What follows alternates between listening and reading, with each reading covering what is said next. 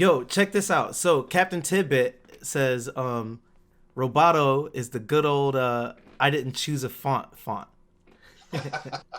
Isn't that Tahoma?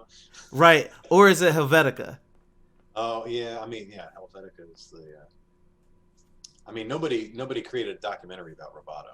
That's a good point. That's a good point. Yo, Lexadel, what's going on with you? How are you?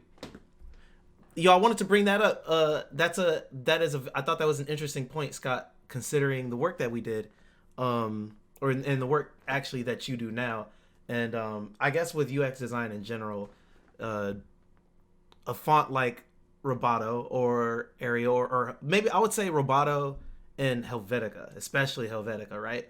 Um, why those fonts prevail so much, um, especially like when it comes to, I don't know, anything that you have to like, read and stare at for multiple hours a day. Um, People go to those fonts because they're so accessible.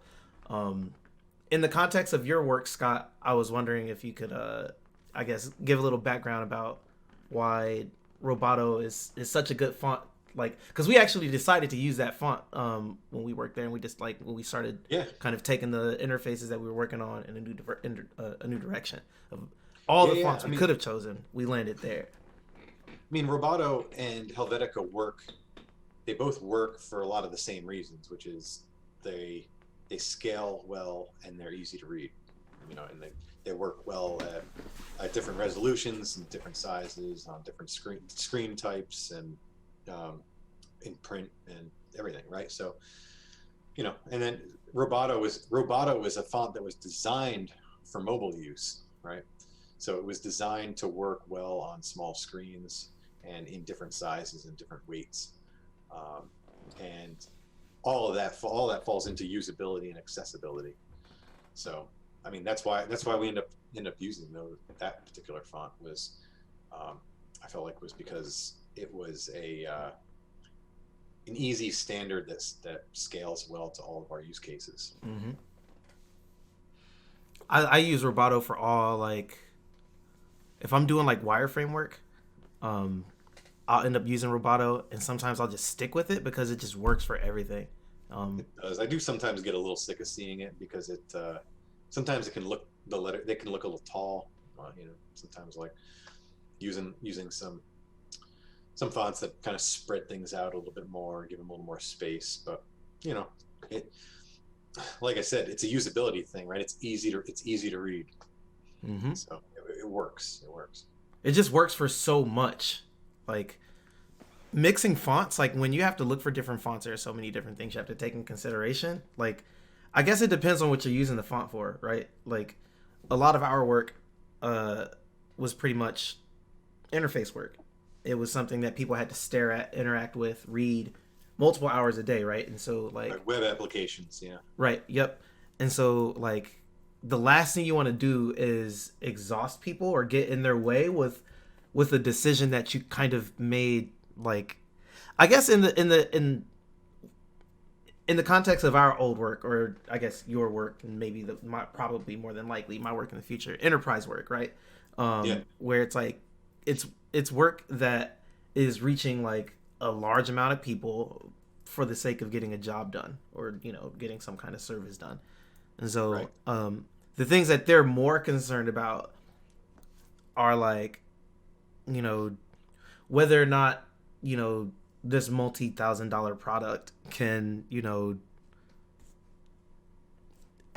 inventory all of their stuff, or send out mailing lists with like all of this detail on it in a way that all this extra stuff, right? Like they don't really care about how they don't really care about your artistic vision. They're just like, stay out of my way, right? Like, just let me Well, get my right, job done. because if someone looks at a page and goes, "Wow, that's a really cool looking title," Whew. that's distracting from all the data that they're supposed to be paying attention to, right? That hurts. Oh, that hurts to hear, man. That I like I've learned that from like testing it at our last job, man. Like they would, we spend all this time coming up with this thing, and we're like, yeah, so what did you think? And then they'll be like, well, it looks really cool. And you're like, well, okay, but like, because you know there's a but. Like there's something else that's you know we missed something, or they missed something. You know, like maybe they missed a big idea, or like you know the big aha moment that the thing was supposed to sell. Right, because goal number one is always to solve their problem. Mhm. You know, like they come to work, they've got problems that need solving, right? Whatever it is. And if you're not solving that problem in the best way possible, it doesn't matter how good it looks. I still want to throw it across the room if it doesn't do what I need it to do. Would you would you feel that same way if it were Comic Sans? I mean, you know, again, I come from I come from not a graphic or visual design background. So like my focus is always usability.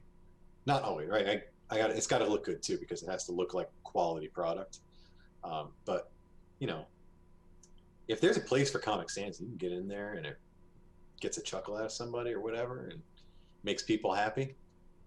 Do it. Yo, did you hear that, chat? We just got a case for Comic Sans. Are we out here or not? That's pretty tight, right? I There's love always a Comic case Sans. for Comic Sans somewhere. I agree. Probably What's not up? my day-to-day work, but somewhere. What's up with people trying to stamp out Comic Sans? I don't know. Is it the easiest thing to read though when you're trying to parse through a lot of data? I mean, that's a good point. And then you're just gonna go back to Helvetica and you're like, oh well, you know, it works. It's easy. Yeah, or like Tahoma or like Times New Roman. Yeah. Oh, not Times New Roman. Get out of here with that. Serif, take your serif fonts and go pound. Yeah.